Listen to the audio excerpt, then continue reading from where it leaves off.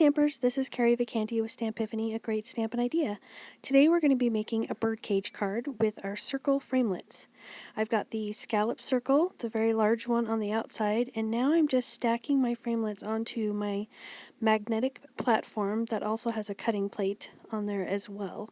And what I'm doing here is I'm just taking each one of the circle framelits and I'm layering them onto my DSP. It's my party DSP out of the New Occasions Mini. And what you want to do is you want to take every other circle framelit. So basically you want to skip one, use the next one, skip one, use the next one. So you can see me arranging my circles here onto my paper, trying to get them as even as possible. You'll see there I have that very middle one upside down, but I fixed that in just a little bit as I notice as I'm just kind of arranging them so they're as evenly spaced as I can. Now it's not a complete deal breaker if it's not. You're just trying to get them as even as you can. Now I'm going to take some washi tape that I have on hand and I'm just going to tape that right through the middle of my circle framelits, and you'll see why this acts as not only to keep my framelits there, just an added measure, but also as a way for me to keep the middle from cutting. And I'll explain that in a little bit. As you can see, I've got washi tape on my plates, and I can always, I'll talk to you about that later. So basically I take my cutting plate and put it right up to that washi tape, so it only cuts that half. And you'll see here I have a little bit of problem getting it through my Big Shot. I have a shim in there. My Big Shot is really old. I think it's about time to buy a new one. I use it all the time. And so I put a shim in there to see if it would cut better, and it made it a little more difficult to put it through, so apologize for that. But the washi tape in the middle also acts as a spacer, so I won't cut wherever the washi tape is. So it'll leave a band that's uncut right through the middle there. And so now I'm putting my cutting plate on the other side of the washi tape, and I'm going to make that as straight as I can so I won't cut that other half again. Now I'm cutting the other side, but like I said, it'll leave that middle open so it doesn't cut. So I'm going to put that in my Big Shot the best I can. It was a little bit of a pain. You'll see later I take the shim out. I've had enough, so I take it out. But anyway, so now the circles are cut on either side of that washi tape. And that's important to leave that there because it helps connect the different circles together to give that caged look. So now what we're going to do, I'm going to take the washi tape off and I'm going to grab my corners and I need to rotate my paper 90 degrees. Okay, so that's what I'm going to do. I'm going to rotate it 90 degrees. It's very important that you do that. So now I need to switch out these circles for the other circles. I'll leave the scallop circle in there because that's going to actually be the shape of my card. And now I'm just one by one, I'm going to take out the circle framelits and put the next framelit in there.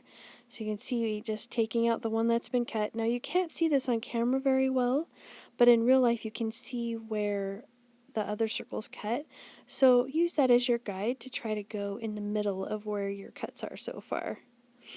So now we're getting down towards the middle, and I'll get that kind of centered. And I'll repeat the same process I did before. Get them all centered, and then I'll grab my washi tape, and these are going to cut new circles, but they're going to have a different space.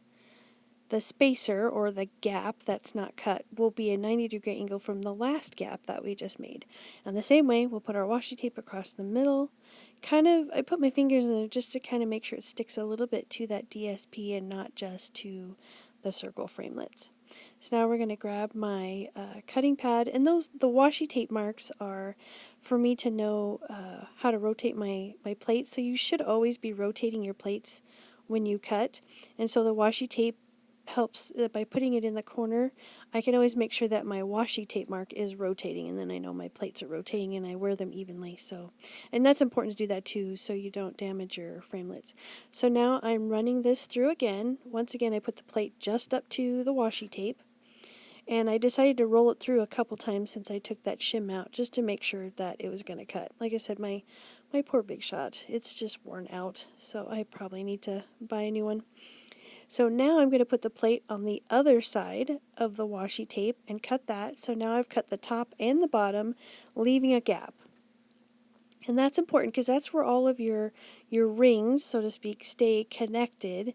So when you pull them apart, they don't pull completely apart, but they they make that cage look when you pull up on it. So now I'm going to carefully pull my washi tape off, and I can remove all of my circle framelits now.